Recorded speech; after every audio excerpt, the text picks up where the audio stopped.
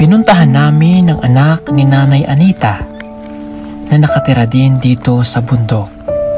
Dumaan kami ng maisan bago namin nakita ang kanilang bahay. Bahay kubo lamang din ito. At inabutan namin ng isang bata na nakaupo sa kanilang bahay.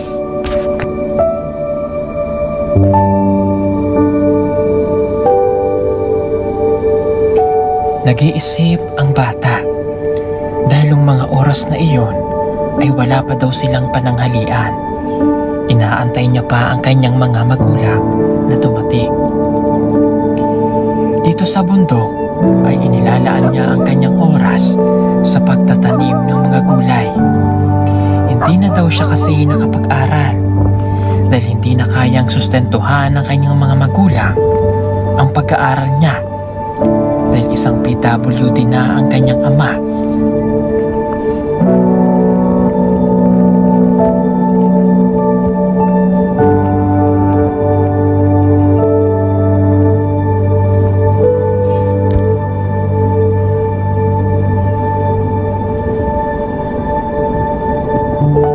Ano pangalan mo? James. Kailan mo edad, James? 14. Nag-aral ka? Nag-aral? Bakit? Ba't di ka nag-aral? May katabang sa mama. Walang katuwang daw sa mama, sir. Walang katuwang si mama sa paghahanap buhay. Kaya hindi ka na nag-aral. Nasaan si mama? Naglalaba din? Kasama si papa? Oo. Si mama niya, yung PWD? Papa. Papa. Kaya naglalaba sa ilog. Ang kamusta ang kinabuhay niyo dito? Okay naman. Oh. Ilang kayo magkakapatid? Ito. Nasaan yung iba? Naalit sa kruse. Ha? Nasa kruse. Anong gawa sa cross eh? Ito sila naman yun. Kaminyo naman. Nagminyo na. Ikaw lang balang asawa? 14 na siya. Hindi nag-aaral. Pero dati nag-aaral ka. Pilain mong edad nung nag-stop? 12. 12. Anong grade na dapat ka? Karon? Oo. 9. Grade 9. Sayang ano. Second year high school kumbaga. Grade 9 na dapat. Gusto mo pang mag-aral? Ano ba yung pangarap mo? Sundalo. Magsundalo? Okay. Anong ginagawa mo dito sa inyo? Mag-uma. Mag-uma, nagsasaka. Sayang no? Katutubo ka ba? Anong tribo? Lumad. Lumad na Ata, sir. ata? Pero Bisaya yung Papa. papa. Bisaya mong papa. So gusto mong maging sundalo. Bakit sundalo yung napili mo?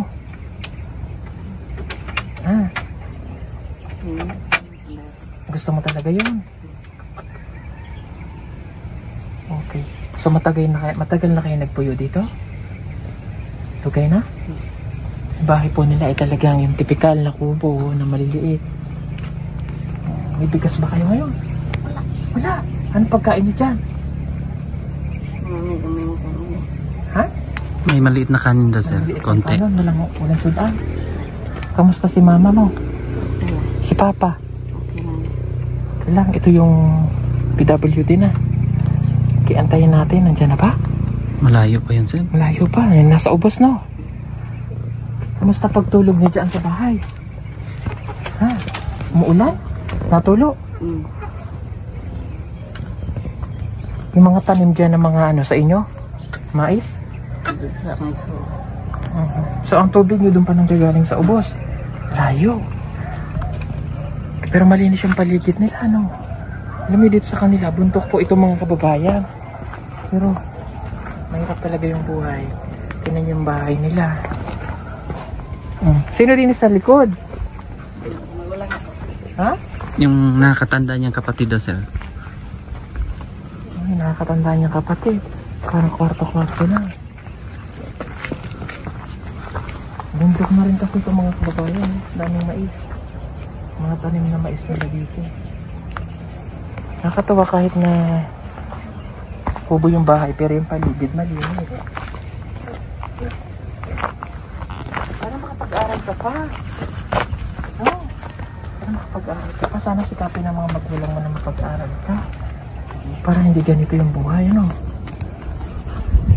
Para maiahon mo yung pamilya mo sa hirap.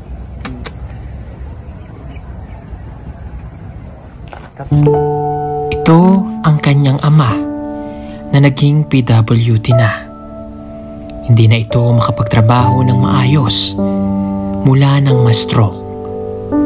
Kung kaya't napilitan siyang huminto ng pag-aaral at tumulong na lamang sa pagsasaka upang mabuhay sila ng kanyang pamilya. Mga kababayan, narito po ang kwento ng kanilang buhay.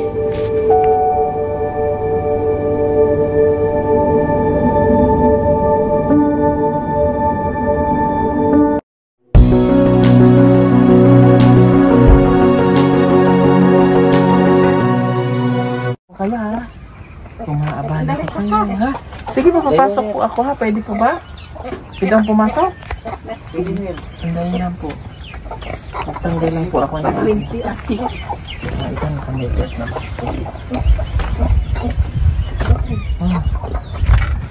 So ito po anak ninyo. Ito ka boxer. Ito ang inyong anak. Oh, ang dami niyo rin ano. Siya? Kapito na gina siya. Ikapito. Oh. Okay, babae ka ba? Okay. Si tatay, ito yung na-stroke ba siya? Ano nangyari? Dito ka. Okay.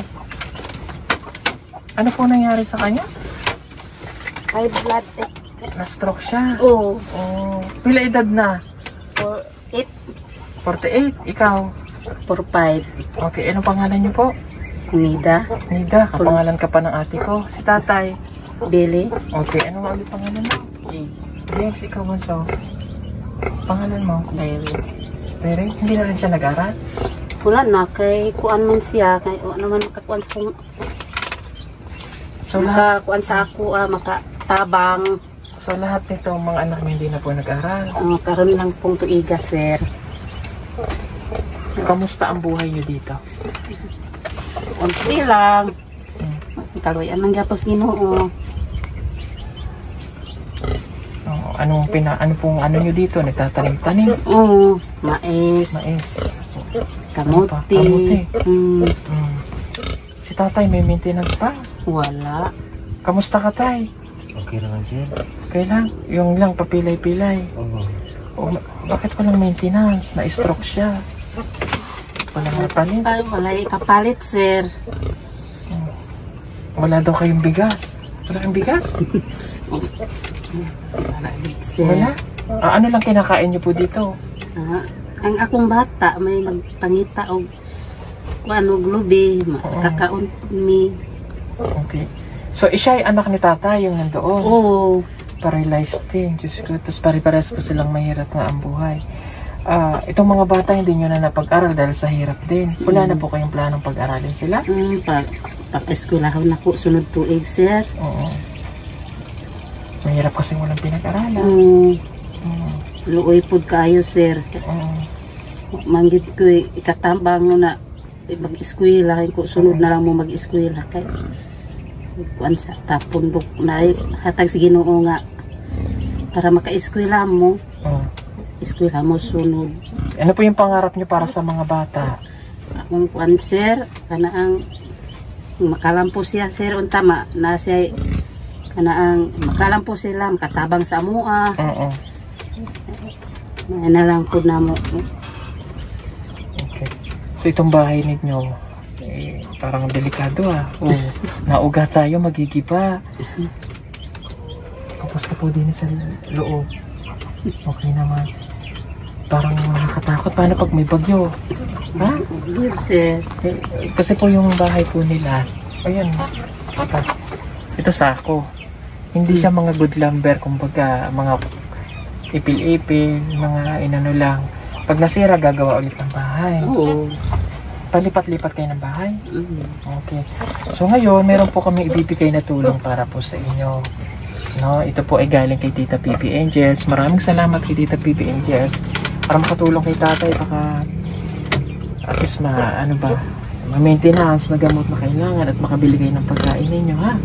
Salamat, sir. Salamat talaga, sir. Lagi panalangin ninyo, sir. Katabang mo na mo sa amuang pagpobre. Ang Ginoo na lang gid magabalo sa inyo. Oh, pakiganon nga po yung kamay. Pakiganon. Ay, sige po kayo. Okay. So, ito po ay 1, 2, 3, 4, 5, 6, 7, 8, 9, 10,000. Salamat kayo, sir. Sa inyo tabang namo, sir. Tabang, sir. Ang Ginoo na lang gid may balo sa inyo, ha. Wag ko kabalo kung naabad ay maluoy namo sa amuang kawadon. Yung tabang ninyo, sir. Dako kayo ng salamat sa mga kinabuhi, sir. Kaya may pasalamat sa inyo niyo, sir. Yung tabang. Makakaon na gid mo, sir. Kapalit pa po ni sa ihang tambal.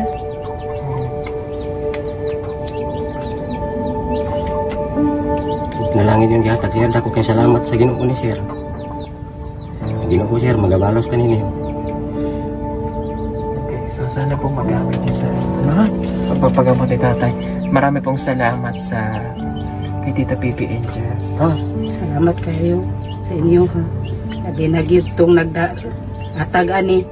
Salamat kayo sa inyo, ha. Wag gid ko wag gid milain ika hatag sa inyo, ha. Ang pagpasalamat na gyud dili ang Ginoo kanunay nagatabang sa inyo, ha. Ilabi na tong gitabangan pag gid ninyo. Sana makapag-aral ka pa, ha. Mag-aral ka, ha. Ikaw mag-aaral ka din, ha. Ayan. Bil kayo ng maraming bigas, te, ha. Tay, te. Bil kayo ng bigas. Pagkain ng mga bata. Alit na gid nang bugas. Makakaon na gid ng tarong ani, sir. Yung grasya ang inyong dihatag ka namo. Makakain na daw po sila ng maayos, sir. Makakain na kayo ng ayos. Makakaon na gid ng tarong ani, sir. Hindi po ba nasusustain yung pagkain nyo ng maayos? Oo. Dili ba daw tarong ang inyong pagkaon? Dili kayo, sir. Ay, kuha lang. Kusay kamuti, balanghoy. Oo. Kag salami makakaon og bugas, sir. Kay umong bata, pagsalabot kita, makapanakag lubi. Oo. Taas na po kayo na, tagtulog ka kilo taon, makapapalit. Tatlong kilo.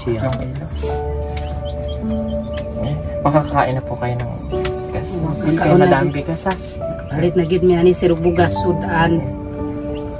Na tablitas niya. Oo. Ay. Kaya kaya ang hirap umalis ng Mindanao. Totoo po, mahirap umalis ng Mindanao. Kaya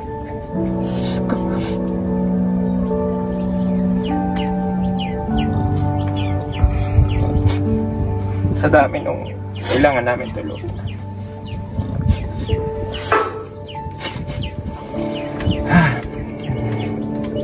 Kaya hirap na hirap po ako pagka. Kaya ito, company, gusto ko pa rin yung ginagawa na.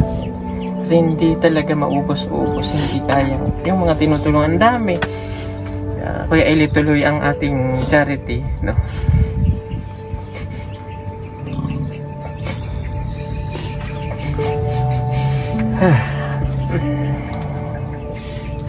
Sila yung mga tao hindi nagreklamo kung ano lang yung mayroon. Pero ang hirap isipin nung walang kakainin, walang ano. Babalik po kami. Yung nanay nila yung nakatira doon.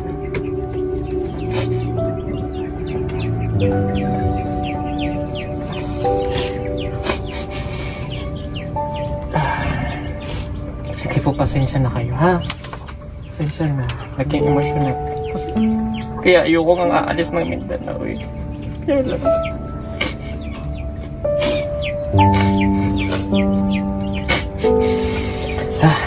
Pasensya na po.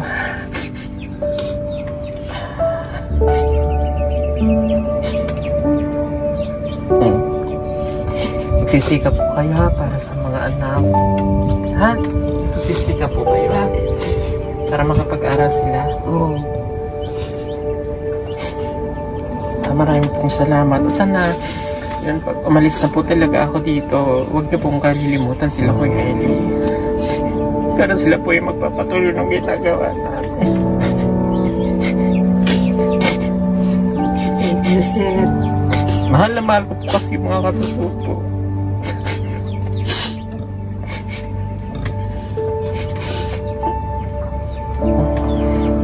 Papagaling ka tayo, ha? Kasi lola doon. Punta-puntahan mo, ha? So, para kahit paano may magluluto sa kanila doon din, ha? Yung kung mahirap din ang buhay nila, kaya ganun. Ay, ako.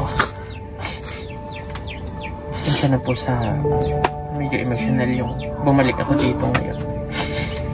At ito yung nadat na natin.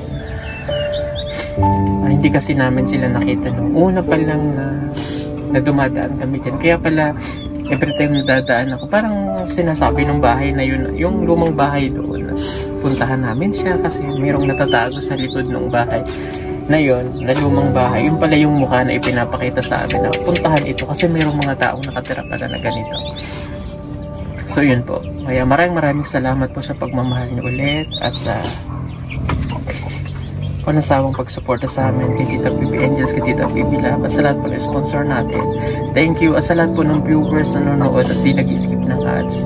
Tulungan niyo po kami. At kahit hindi na kayo, hindi nyo na ako mapanood dito sa Mindanao, sila Kuya Eli na lang at si Noy para magtuloy-tuloy po yung ginagawa namin pagtulong dito sa Mindanao.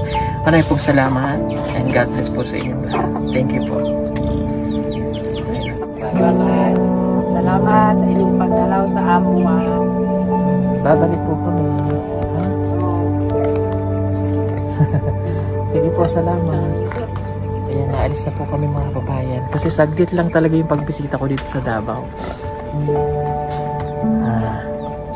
Let's go na. Salamat po.